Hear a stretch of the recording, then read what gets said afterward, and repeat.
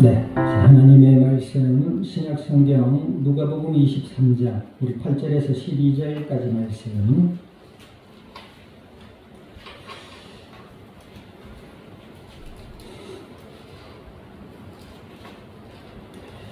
누가복음 23장 우리 8절에서 12절까지 말씀 우리 한 절씩 나누어서 교독합니다.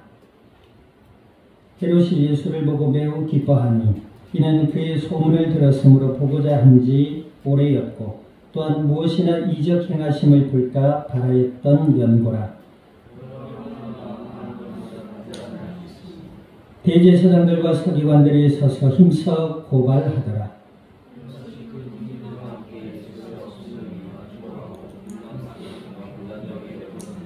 같이 합니다. 헤롯과 빌라도가 전에는 원수였으나 당일에 서로 친구가 되니라. 아멘. 기도드립니다. 하나님 아버지, 주님의 크신 은혜와 사랑을 감사드립니다. 주는 그리스도시요 살아 역사하시는 하나님의 아들이 되심을 믿음으로 고백케 하여 주시고 하나님을 아바 아버지라 부를 수 있는 자녀가 되게 하여 주시어서 주의 약속을 따라 성령으로 저희들 가운데 영원토록 함께하여 주심을 감사드립니다. 예배 가운데 말씀 앞에 서게 하여 주셔사오니 진리의 말씀을 통하여 아버지의 음성을 듣게 하시고 저희들의 마음으로부터 믿음이 자라나게 하시며 생각의 변화를 받게 하셔서 날마다 그리스도 예수 안에 하나님과 함께하는 임마누엘의 은혜의 비밀을 누리며 이 땅 가운데 나누며 아버지 하나님의 뜻을 따라 복음의 아름다운 열매들로 주님의 영광을 드러낼 수 있는 그리스도의 복된 증인들이 되게 하여 주시옵소서. 감사와 영광을 주님 앞에 돌려드리며 우리 주 예수님의 이름으로 기도드립니다. 아멘. 네, 우리 아버지와 인사 나눕니다. 하나님은 당신을 사랑하십니다. 네, 우리 이기성 목사님 오늘에게 선임 목사님 되시는데 아마 제가 볼 때 휴가시라서 예배드리러 오신 것 같습니다. 우리 따님들하고 우리 따님들 굉장히 미녀들이세요. 그렇죠? 네. 금세 또 시간이 많이 흘러서 그런지 저를 잘 모를 거예요. 네, 그래서 어릴 때 잠깐 본 듯한데 어쨌든 감사하고 또 환영합니다. 하나님의 은혜 받은 증거가 있습니다. 하나님의 은혜를 받은 자의 그 특징이 뭐라고요? 그 마음에 예수님이 믿어지는 은혜가 있습니다. 사람들은 이렇게 이야기합니다. 교회를 다니면 조금 삶이 좀 교양도 있어지고 착한 삶도 배우고 마음도 다스릴 수 있고 좀 마음도 비울 수 있고 여러 가지 이제 그런 어떤 선한 영향력을 받을 수 있을 거라 생각하여 교회를 다닙니다. 그런데 성경에는 교회는 그런 곳이 아닙니다. 물론 종교의 보편 가치가 있습니다. 그것은 사랑이고 봉사고 나눔입니다. 물론 교회도 그런 성향을 가지고 있습니다. 그러나 교회의 진정한 의미는 예수님을 믿는 자들의 모임인 줄 믿으시기를 주님의 이름으로 축원드립니다. 예수님을 믿는 자들의 모임이 교회인 것이고 그 교회 안에서 예수님을 믿고 하나님의 은혜와 사랑 가운데 하나님의 뜻을 따라 살아가라고 하나님이 이 땅 가운데 교회를 허락해 주신 줄 믿습니다. 그러면 그 하나님의 은혜를 받은 자의 특징이 뭐라고요? 예수님을 믿는 자들입니다. 우리가 다 예수님을 믿는 줄로 믿습니다. 그런데 성경에 보니까 그 믿음에는 정도가 있다라고 해요. 믿음의 분량들이 있다라고 합니다. 그럼 예수님을 많이 믿는 것은 무엇이고 적게 믿는 것은 무엇이냐? 우리가 이것을 이야기하기 전에 예수님을 믿지 않으면 어떻게 되느냐? 우리가 그것부터 살펴볼 필요가 있습니다. 세상에 많은 사람들이 있고요. 각양의 가치와 생각과 열심으로 각양의 삶의 결과를 두고 살아가고 있습니다. 그런데 분명한 사실은 하나님을 떠난 인생에는 죄와 저주와 죽음뿐이라는 것입니다. 하나님을 떠난 인생이 각자의 희망과 가치와 기준으로 열심히 이 땅을 살아가고 있습니다. 그런데 하나님을 만나지 못하니 그 삶이 어떻지요? 결과적으로는 나이 들어 늙어 죽음을 향해 가고 있다는 것입니다. 업적이 있다고요? 그 업적은 물론 하나님의 은혜 가운데 세운 업적이라고 할 때 많은 이들에게 좋은 영향력을 끼칠 수 있는 보람있고 의미 있는 인생이 될 수도 있습니다. 그러나 하나님을 만나지 못한 인간의 그 모든 업적은 모래 위에 지은 집 같아서 다 무너지고 없어지고 사라지게 되어 있습니다. 뿐만 아니라 개인의 삶에서도 하나님이 함께하는 은혜가 없기 때문에 허무와 고통과 절망과 슬픔뿐이라는 것이죠. 우리가 성경을 통해서도 알 수 있지만 나 자신과 우리 주변을 조금만 살펴보면 하나님을 떠난 인간의 헛된 인생을 우리는 볼 수 있습니다. 그렇겠죠. 우리가 세상을 봐도 그렇잖아요. 인기 있고 명예 있고 성공했다라고 하는 사람들의 삶도 그다지 행복해 보이진 않아요. 그것은 뭐라고요? 하나님을 만나지 못했기 때문에 그렇습니다. 반대로 하나님을 떠나 죄와 저주와 사망의 권세 아래 놓여 있다 보니 자기 스스로 아무리 애를 쓰고 노력을 해도 그 저주 가운데서 벗어날 수가 없게 된 것이 이 땅 인간들의 모습이라는 것입니다. 그러면 하나님의 은혜가 어떻게 임했다고요? 하나님의 은혜는 십자가를 통해서 우리에게 임하신 줄 믿습니다. 하나님이 사람의 몸으로 이 땅에 오셔서 우리가 창세기서에 본 대로 하나님의 언약대로 사람의 몸을 입고 이 땅에 오셔서 십자가를 우리를 위해 대신 져주셨다는 겁니다. 그럼 십자가의 의미가 무엇입니까? 하나님을 만나는 유일한 길이 예수님밖에 없다는 것입니다. 믿어지는 은혜의 길을 주님의 이름으로 축원드립니다.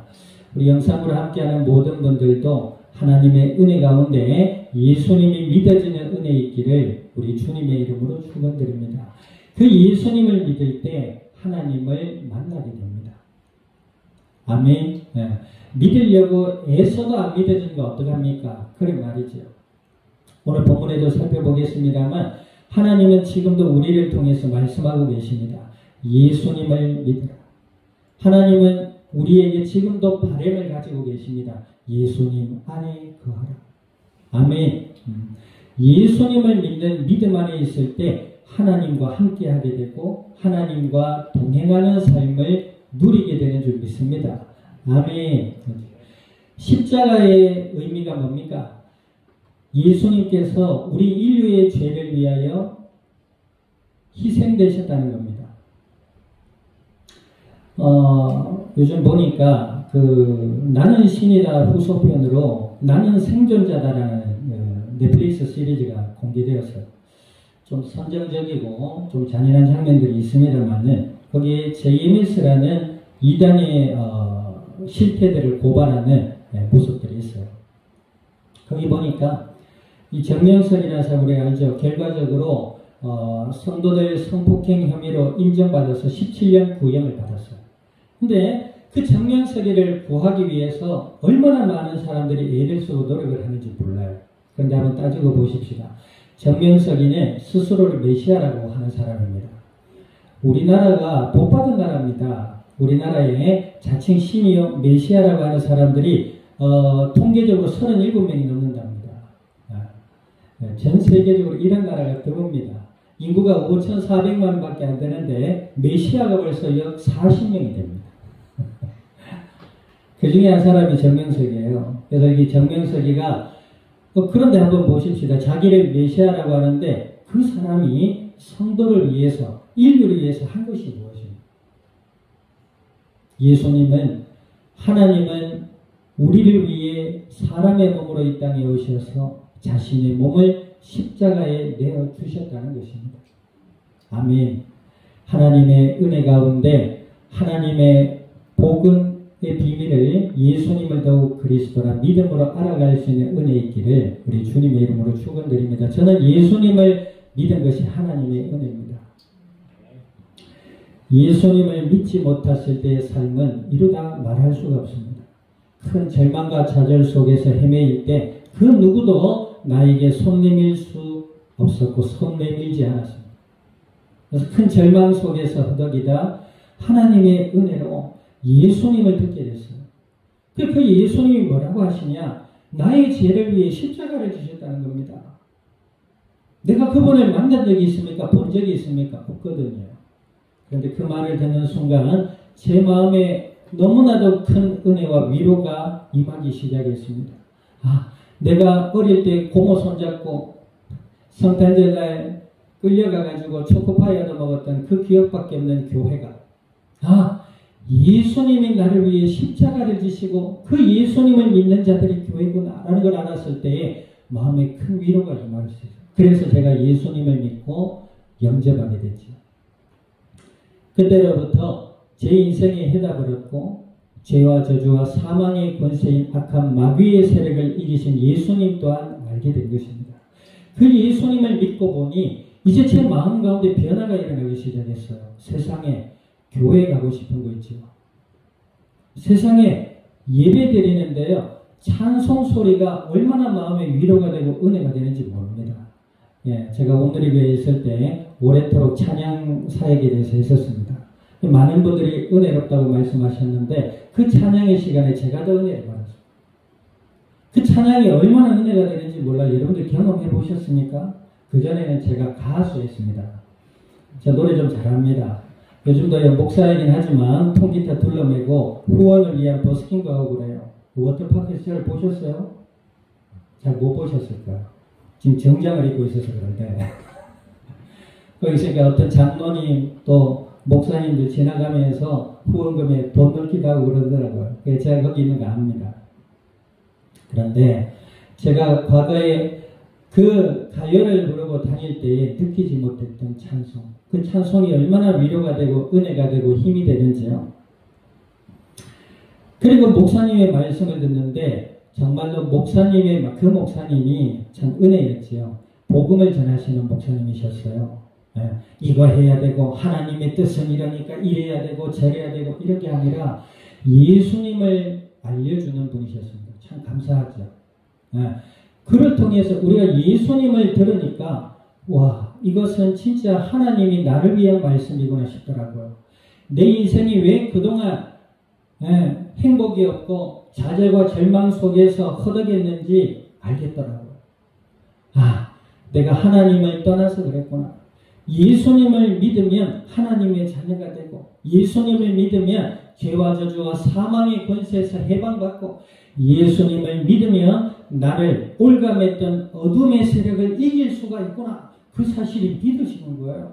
그런데 웬일입니까? 믿어지는데 아멘이 안 되고 눈물이 나와요.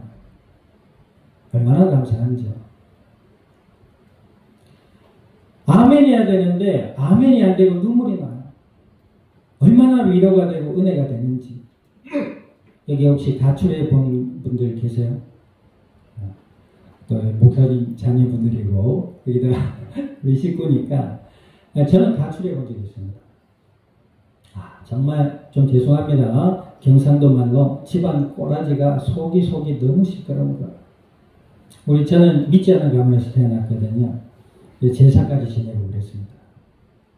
근데 가족들이 모이면 술 마시고 모이면 싸우고 뭐가 어떠니 저떠니 정말 집안 꼬라지가 장난이 아닙니다. 그러다가 딱 싸우기도 하고. 제 아버지가 사업을 했고요. 저희 고향 어른들이 그렇게 그렇지 않은데 하여튼 집안 분위기가 그래요. 제사를 1년에 12번을 지내는데요. 무슨 조상님들이 제사를 이렇게 정성껏, 그거 알아요? 여러분들 제사 안 지내봤죠? 제사 지내면 어떤지 아세요? 피곤해도 잠 못 자요. 요즘은요, 제 집안도 제사 안 지냅니다. 그것도 참 재미난 게 믿음이 있어서 그런 게 아니고요. 제사 지내니까 불편하다. 좀 편하게 지내자. 요즘 세상이 어느 시대인데 이럽니다. 참 세상이 이기적이고 계산적으로 흘러가는데 성경하고 딱 맞아요. 어쨌든 과거의 제사를 어떻게 지내냐면 딱 12시에 지냅니다. 피곤해도 잠 못 자요. 초등학생이 잠을 자야 다음날 학교를 갈 건데 잠을 못 자. 12시 되면 어떡하느냐. 그 전에 정성껏 이제 후손들, 가족들, 식구들이 다 모여가지고 제사상을 정성껏 차립니다. 그리고 이제 12시가 되면 제가 장손이거든요. 그래서 덕현아 저 마당에 가서 대문 열어놔라. 저는 처음에 뭐 때문에 대문을 열어놔야지 몰랐어요. 조상님 들어오셔야 된다. 옛날에는 마당에 빨랫줄이라고 있었거든요. 예. 요즘은 그런 거 없잖아요. 빨랫줄이라고 담벼락에서 이연배까지 빨랫줄을 걸어놔요. 그리고 이제 그 빨랫줄에 빨래를 내면 줄이 쳐지니까 중간에 나무 짝대기를 걸어서 빨랫줄이 쳐지지 못하도록 하거든요. 대문 열고 빨랫줄 걷어라. 그러니까 조상님이 들어오셔야 되고 들어오시다가 이제 빨랫줄에 걸리실까봐 다 불편한 거 정리해라. 제가 그 일을 했습니다. 자, 저는 그때 진짜인 줄 알았어요. 할아버지 돌아가신 조상들이 오시다가 대문 들어오셔야 되고, 지금 마당 지나오다가 빨랫줄에 걸려가 넘어지시면 안 되니까 정말로 정성껏 말아가지고 놓고 들어와서 기다렸어요. 그리고 이제 제사를 지내는데 이제 남자들만 줄을 서서 서열대로 줄을 서가지고 절을 하죠. 그리고 제사상을 마련하는데도요, 사람들, 며느리들이 모여가지고 막 음식을 만들고 정성껏 준비하고 이러는데, 모이면 싸워. 네가 더 했니? 내가 못했니? 뭐 이런 걸 가지고. 그리고 뭐 내가 사업을 하는데 네가 좀 도와주니 관심이 있니? 없니? 이런 거 가지고 서로 가족이라고 서운하다고 막 다투고 싸우고 그럽니다. 제가 한 중학교 3학년 고등학교 쯤 될 때 그래 이런 마음이 들더라고요. 이거 무슨 조상이 있어가지고 이렇게 집이 속이 시끄럽나. 개인의 뭐 사정을 다 말씀드릴 수는 없고 아무튼 그랬습니다. 그러던 중에 정말 인생이 어렵고 힘들구나. 그냥 예수님을 믿고 보니까 우리 가문이 왜 그런지 알겠더라. 내 인생이 어떤지를 알겠더라. 그래서 제가 가수 생활을 하려고 나름 좋은 기회들도 있었고 인정도 받아봤습니다. 20살 초반에는 경남 일대를 돌아다니면서 좀 화려한 삶을 누려도 봤어요. 그런데 내 삶에는 기쁨이 없었어요. 평안도 없더라고요. 여러분 사람들이요 이렇게 화려하게 잘 살아가는 거 하고 있죠. 절대 그렇지 않습니다. 저는 그 속에서 뭘 봤냐. 아무리 사회에 훌륭한 사람이라고 생각하는 사람들도 그 사람들도 기쁨이 없구나. 뭐 이루다 말할 수 없습니다. 무조건 뭐 의사, 판사, 변호사, 뭐 정치인이야 다 좋냐 그렇지 않거든요. 우리 빨리 철들어야 됩니다. 빨리 눈 떠야 돼요. 인생에 무엇이 소망이고 무엇이 기쁨인지 우리 알아야 됩니다. 예전에는요 의사, 변호사, 판사 다 존경스러웠거든요. 알고 보니 그것도 아니라 하나님을 떠난 인생에는 답이 없습니다. 자, 하나님의 은혜로 제가 예수님을 믿고 웬걸 말씀을 듣는데 그런 하나님의 은혜가 저를 향한 말씀이 막 믿어지고 깨달아지는 겁니다. 웬걸 말씀을 듣는데도요 정말 은혜가 됐습니다. 위로가 되고 소망이 되고 평안이 있고 기쁨이 있고 이렇더라고요. 저는 그래서요 복음의 말씀을 좋아합니다. 가르치는 말씀 뭔가 불편해요. 얘가 교만해서 그런지 모르겠지만 저도 가르치는 걸 별로 잘 하지 못합니다. 저도 못하는데 누구를 가르칩니까? 하나님의 은혜로 예수님을 믿고 하나님의 자녀가 된 것이 너무나도 감사하더라고요. 그때부터 제가 교회 안에 가서 너무 기뻐가지고 제 스스로 교회 안에서 뭔가 해야 되겠다 싶어서 제가 노래를 하니까 찬양대에 들어갔어요. 찬양대에 들어가니까 다 천사 같더라고요. 찬양 가운을 입고 딱 있는데 그때 그 속에 우리 집사람도 있었거든요. 정말 저 여인은 아름답다. 정말 저 여인은 꽃과 같구나. 생긴 것도 좀 얼굴형이 동그래가지고 정말 달이다. 그래서 찬양에 들어갔어요.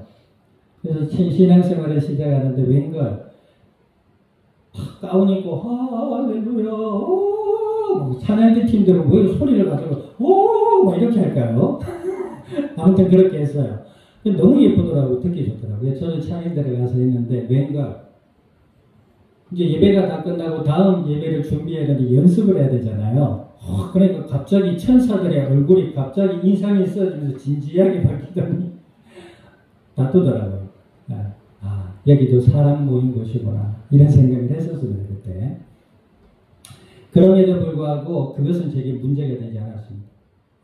제가 예수님을 믿고 보니까 교회가 너무 좋은 거예요. 그래서 차량 운전도 하고, 뭐 교사도 하고, 찬양 인도도 하고 하니까 목사님께서 이제 거기 교인들이 한 100명 정도 안 되는 교회였거든요. 근데 모이니까 제가 막 그래 하니까 저를 이쁘게 보셨는지 막 뭐 청년보다 뭐다 뭐 막 맡기시더라고요. 결국엔 몇 년 뒤에는 저보고 새벽기도 인도까지 맡기시더라고요. 제가 지금 목사가 돼서 알고 보니까 제게 힘든 건 맡기시고 본인은 쉬셨던 것 같아요. 무튼 근데 교회를 지금까지 신앙생활을 하는데요. 제가 온누리교회에서 있어서도 그랬습니다만 예배가 너무 좋은 거예요. 찬양이 좋고 말씀 듣는 시간이 좋고 왠가 제가 말씀을 들으면서요. 뭐 우리 아이들은 얘기를 하지만 어떻게 보면 자랑일 수도 있겠습니다. 저는 결코 자랑이 아니라 하나님의 은혜였다고 여겨지는데 예배 시간에 말씀을 듣고 기도하고 하는 예배 시간에 잠이 안 와요. 졸음이 안 오더라고요. 어떻게 그냥 아무리 피곤하고 고단해도 예배 시간에는 정신이 들더라고요. 그것도 하나님의 은혜지요. 제가 말씀을 전하는데요. 이게 뭐 개척교회가 아니죠. 개척은 처음이 개척이고 한 10년 지나면 소형교회다 이러더라고요. 누구지? 누굽니까? 옛날에 그 프로듀서 있잖아요. 주영훈 씨가 개척교회 목사님의 아들이거든요. 그 개척교 주영훈 씨가 유명해요. 우리나라 한때는 음악 PD, 프로듀서로 굉장히 많은 곡들을 작사, 작곡했고 그렇습니다. 근데 그 사람이 아버지가 개척교회 목사님이셨대요. 그런데 자기는 그랬대요. 개척이 뭐야? 나중에 장로가 되고 생각해보니까 개척이 뭐지? 개척은 이런 게 개척인데 개척이 좀 지나면 몇 명 앉아있으면 소형교회라고 이야기되지 않나? 그러더라고요.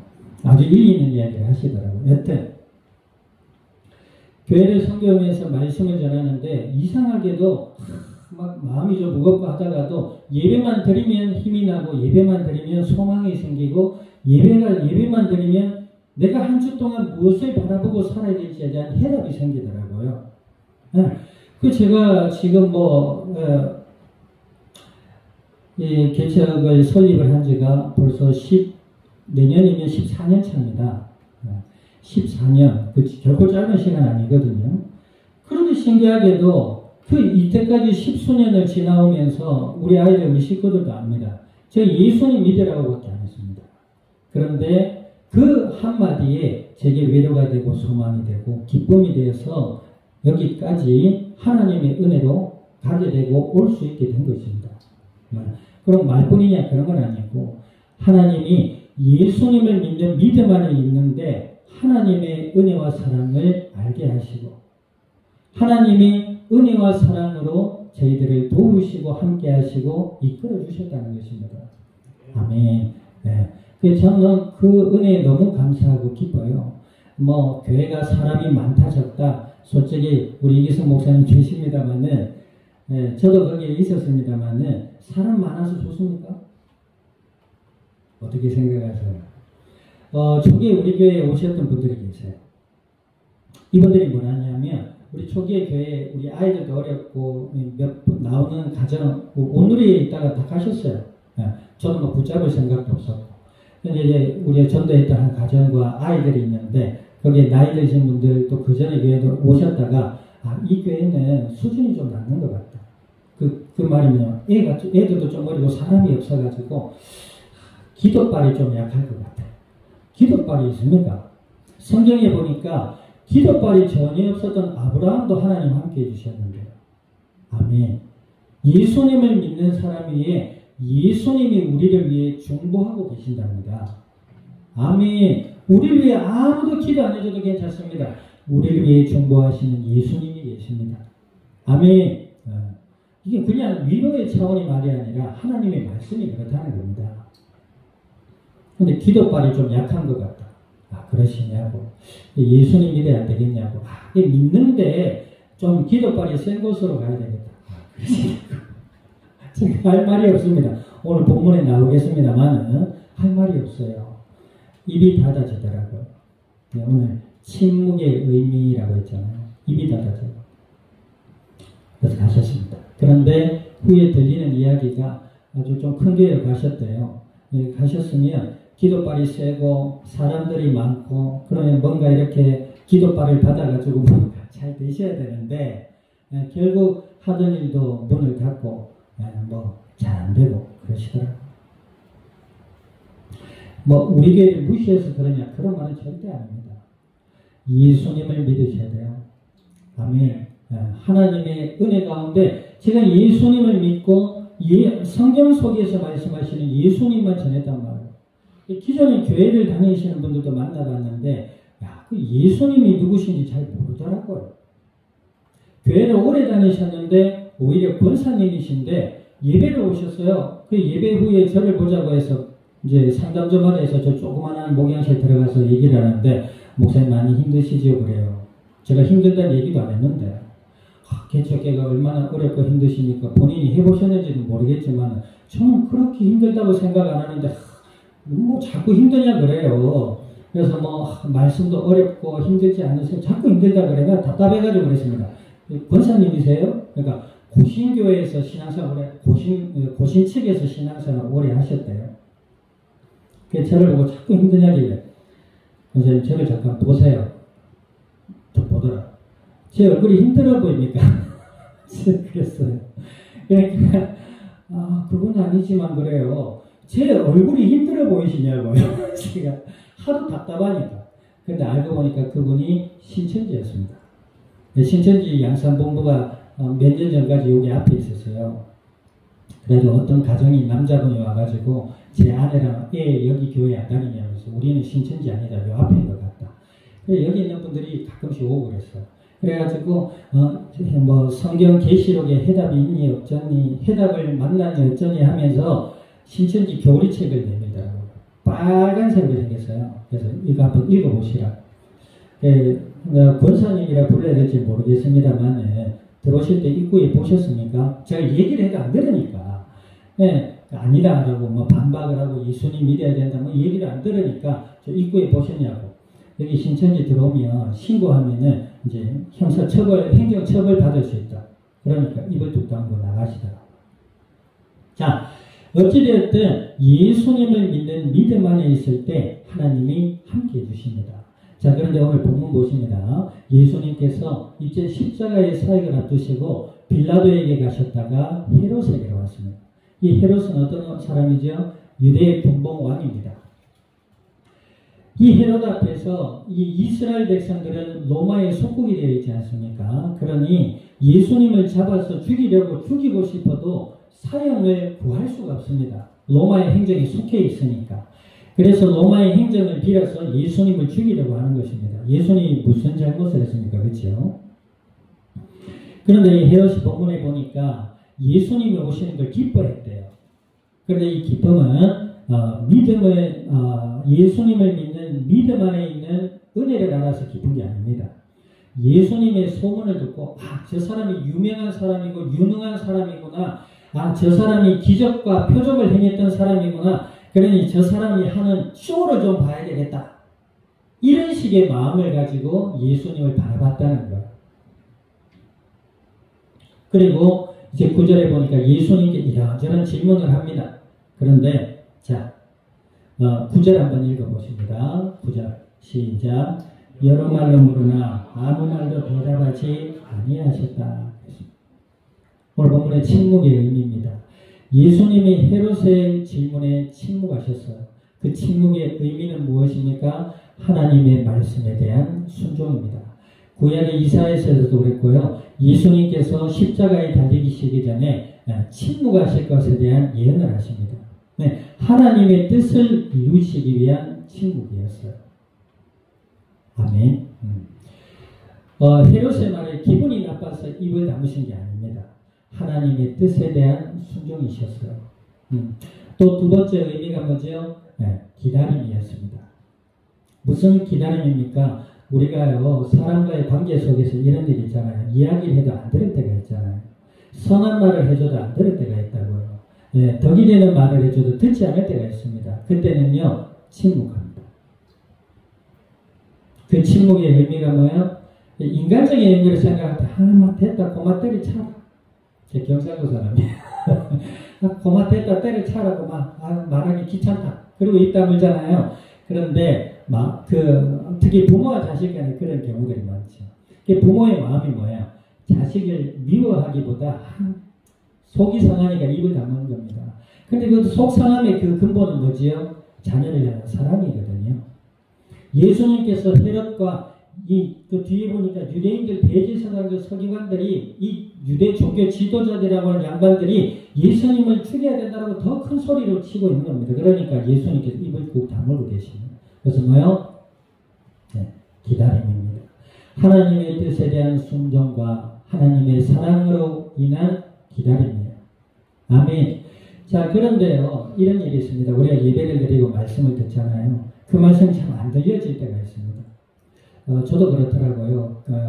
총각일 땐 몰랐는데 가정을 일구고 살아보니까 자식들이 보이고 가정의 형편들이 보이기 시작하잖아요. 그때에 참 뭔가 현실적으로 이렇게 저렇게 하고 싶은데 이렇게 저렇게 안 될 때 큰 속상함과 절망과 좌절이 찾아오거든요. 너무 속상하고 그래요. 그때는 하나님 원망이 돼요. 하나님, 제가 뭘 잘못했습니까? 잘못한 거 엄청 많은데 제 꼬라지를 모르고 하나님, 제가 뭘 잘못했어요? 막 따집니다. 그때 하나님 아무 말씀 안 하세요. 입 꾹 다물고 계십니다. 성경을 읽고 싶다는 마음도 안 됩니다. 우리 목사님 아버지 죄송합니다만 제 믿음이 그래가지고 마음에 정말로 어렵고 이럴 때는 성경이 뭐 하나 예배드리면 뭐 하는 이런 마음이 들더라고요. 에이 진짜. 근데 뭐요? 하나님 아무 말씀 안 하세요.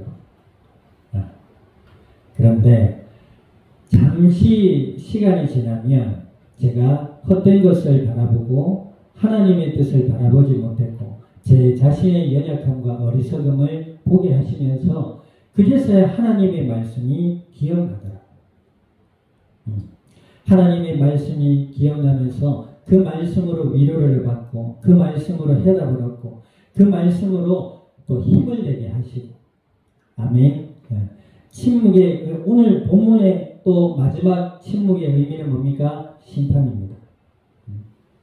우리가 하나님을 사랑하되 경외해야 될 줄 믿습니다.